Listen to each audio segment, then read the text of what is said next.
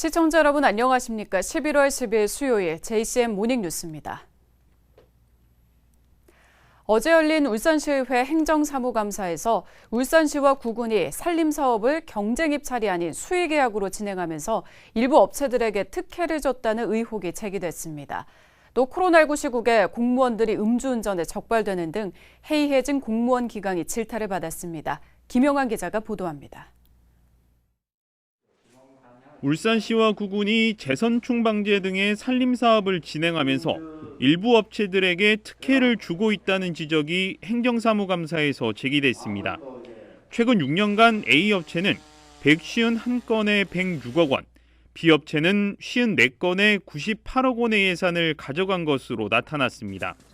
대부분의 산림사업이 경쟁 입찰이 아닌 수의계약으로 이뤄진 것으로 드러났습니다. 지난 2005년 특별법 시행 초기에는 업체가 부족해 긴급 상황으로 인정되면서 수의계약이 가능했는데 이 같은 관행이 지금까지도 이어지고 있는 것입니다. 수의계약 금액이 지금 6억이 넘는데 수의계약이 막 되어 있습니다. 한개 면허 쪽으로 153건에 100억이 넘는 계약으로 수의계약을 한다는 게 이게 하단기가 아닙니까 이게?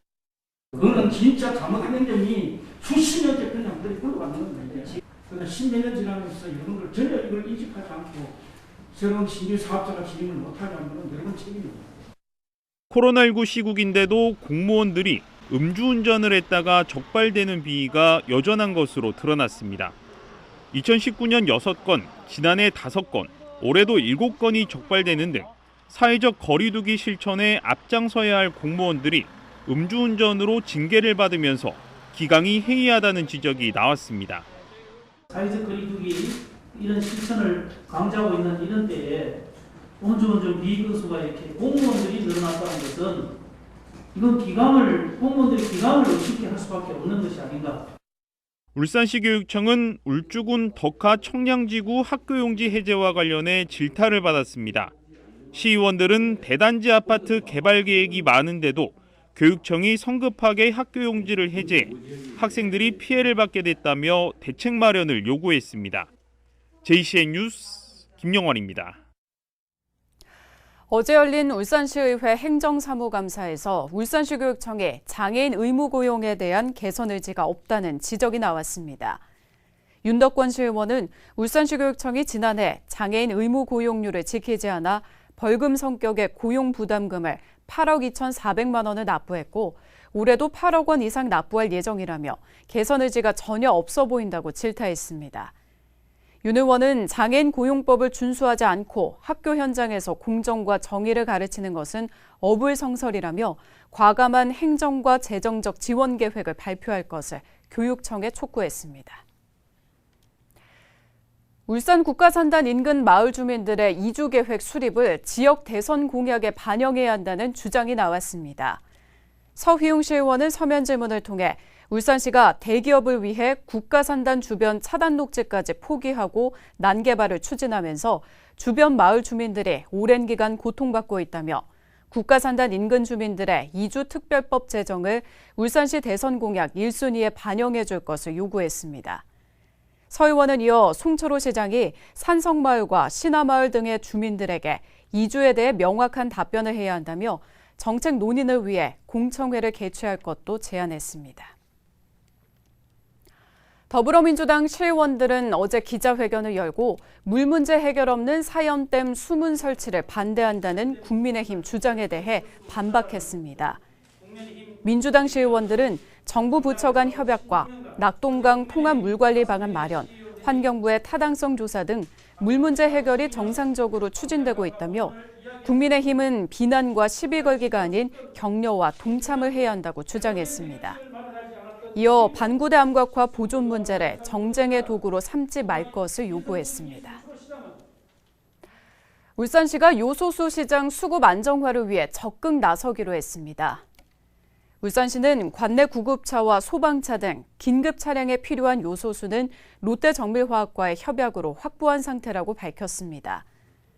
울산시는 전국 차량용 요소수 유통량의 절반 이상을 점유하고 있는 롯데정밀화학과 KG케미칼의 애로사항을 지속적으로 청취하고 가능한 모든 행정조치를 지원해 생산 차질을 최소화할 계획입니다. 또 매점 매석 행위를 집중 단속하는 한편 공공기관 내 필수 차량을 제외한 경유 차량의 사용을 자제하는 방안을 검토하기로 했습니다. 울산시가 내년도 국비 확보를 위해 총력 대응에 나섰습니다.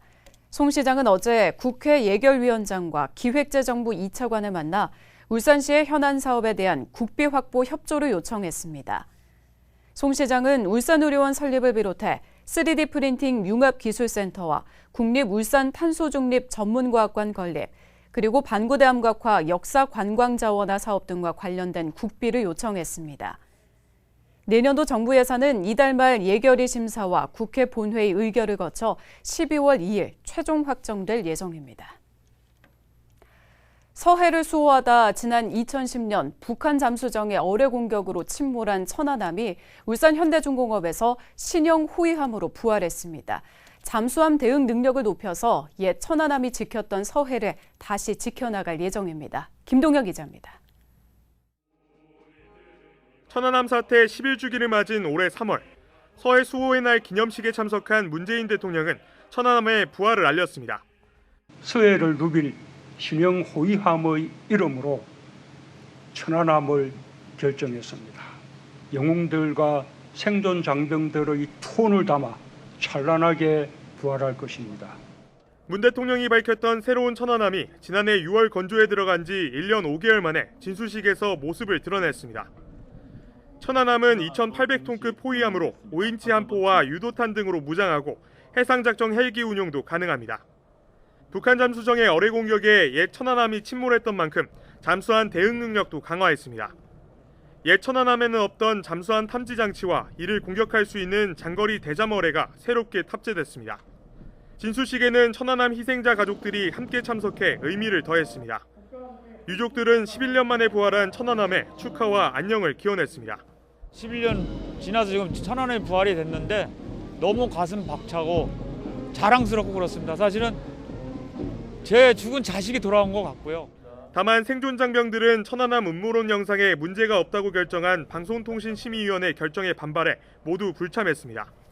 다시 태어난 천안함은 2023년 해군에 인도된 이후 과거 천안함처럼 서해 북방 한계선을 지키는 역할을 하게 될 전망입니다. JCN 뉴스 김동영입니다.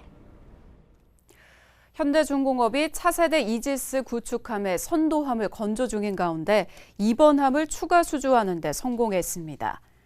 현대중공업은 지난 8일 방위사업청과 총 6,363억 원 규모의 차세대 이지스함 2번 함 건조 계약을 체결했다고 밝혔습니다. 이번에 현대중공업이 수주한 이지스함은 대한민국 해군이 도입하는 차세대 이지스함 3척 중 두 번째로 앞서 2019년 10월 수주한 선도함과 동일한 선형입니다. 현대중공업은 이번 수주로 이지스함의 설계와 건조를 성공적으로 수행한 국내 유일 업체로서 앞선 기술력을 인정받게 됐습니다. 울산시는 어제 세계 최대 풍력 기업인 덴마크의 베스타스와 부유식 해상풍력 발전 사업 상생 업무 협약을 체결했습니다. 어제 협약을 통해 베스타스는 울산시가 추진 중인 6기가와트 발전단지 조성과 관련해 기술력과 경험 등을 협력하기로 했습니다. 울산시는 이번 협약을 바탕으로 해상풍력 발전 기자재 수출 전진 기지를 마련하는 초석을 다지고 이를 통해 지역 일자리 창출 등의 효과가 발생할 것으로 기대하고 있습니다. 울산 경제자유구역의 핵심 전략 산업으로 미래 모빌리티와 미래 화학 신소재, 수소와 저탄소 에너지 등 3개 산업이 선정됐습니다. 미래 모빌리티 산업은 기존의 주력 산업과 4차 산업혁명 기술을 연계해 미래 이동수단을 육성하는 사업이며 미래 화학 신소재 산업은 중소중견기업의 기술 역량 강화를 통해 화학 소재의 부가가치를 높이는 산업입니다. 또 수소와 저탄소 에너지 산업은 친환경 에너지 생태계 조성을 통해 한국형 그린 뉴딜 효과를 극대화시키는 것으로 경제자유구역청은 3대 산업 육성을 통해 혁신 생태계가 활성화될 것으로 기대하고 있습니다.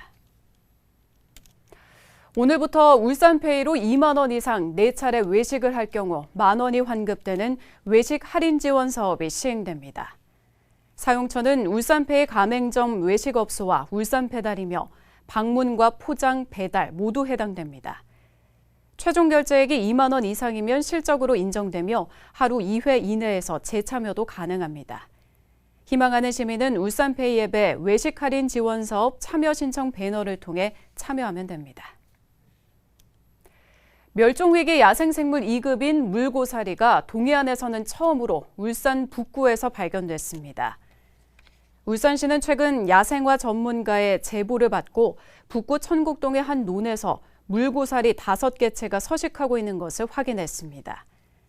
물고사리는 2012년 멸종위기 야생생물로 지정돼 보호되고 있으며 세계자연보전연맹에서도 적색 목록에 올라 있는 보호식물입니다. 국립수목원은 이번 물고사리 발견은 동해안 지역에서 최초 보고이며 울산과 국가적으로도 중요한 발견이라고 밝혔습니다. 반려동물 인구 1,500만 시대를 맞으면서 이제는 반려견과 함께하는 캠핑과 여행이 낯설지가 않은데요. 얼마 전 반려 친화 도시를 선포한 울산은 반려동물을 데리고 여행하기에 좋은 곳일까요? 이 반려견과 함께 울산의 주요 관광지를 여행하는 JCN 예능 프로그램 달려라 울강이 시즌2가 첫 방송을 앞두고 있습니다. 구현희 기자입니다. 우리 국민 10명 중 3명은 반려동물을 키우고 있을 정도로 반려동물 인구는 빠르게 증가하고 있습니다. 얼마 전 반려 친화 도시를 선포한 울산의 반려동물 시설을 소개하며 반려동물 에티켓, 이른바 패티켓에 대한 인식도 함께 높였던 JCN 예능 프로그램 달려라 울강이. 그 시즌2가 공개되는데 이번엔 반려견과 함께하는 여행을 담았습니다. 울산의 개통령으로 불리는 훈련사 장용혁과 개그맨 김성희, 울산의 반려견 마스코트 울강이가 함께하는 달려라 울강이 시즌2. 언양읍성과 간절곶, 외고산 웅기마을 등 울주군의 대표 관광지를 반려견들과 함께 다니며 숙식하는 여행의 전 과정을 담았습니다. 반려견과 함께하는 각종 체험은 물론 여행 중 만난 관광객들과 반려동물 관련 퀴즈도 풀어보면서 배려와 공존의 반려동물 문화 정착에도 앞장섭니다. 이 반려동물 산업은 급속도로 성장하는데 거기에 반해서 반려동물 문화는 그 성장 속도를 따라가지 못하거든요. 그러므로 인해서 비반려인과 반려인이 충돌이 일어나는데 그것을 사전에 예방하고 좀 소통하는 반려 문화를 만들기 위해서 기획하게 됐습니다. 울주군의 아름다운 풍광과 관광지, 반려동물과 함께하는 색다른 여행을 볼 수 있는 달려라 울강이 시즌2. 총 6부작으로 만나게 되는 이 프로그램은 10일 지역 채널 2번에서 첫 방송됩니다. JCN 뉴스 구현입니다. 울주군과 울주문화재단이 오는 2024년 국제 비엔날레 개최에 시동을 겁니다. 가칭 간절곶 비엔날레로 불리는 울주 국제 비엔날레는 울주군의 대표 명소인 간절곶의 아름다운 자연 속에서 대지미술 등을 선보일 예정으로 2년마다 개최하는 것을 계획하고 있습니다. 이를 위해 울주문화재단은 오는 12일 울주군 서생면 아트나살에서 전문가와 주민 등이 참여하는 문화 포럼을 시작으로 공공미술 전시회와 관련 심포지엄 등을 추진할 계획입니다. 울주군 서생해안가 군부대 초소가 관광 전망대로 변신합니다. 울주군과 육군 제7765 부대 3대대는 어제 서생 대바위공원에서 서생면 해안가 일원 군부대 초소를 전망대와 초소 기능을 갖춘 시설물로 정비하는 협약을 체결했습니다.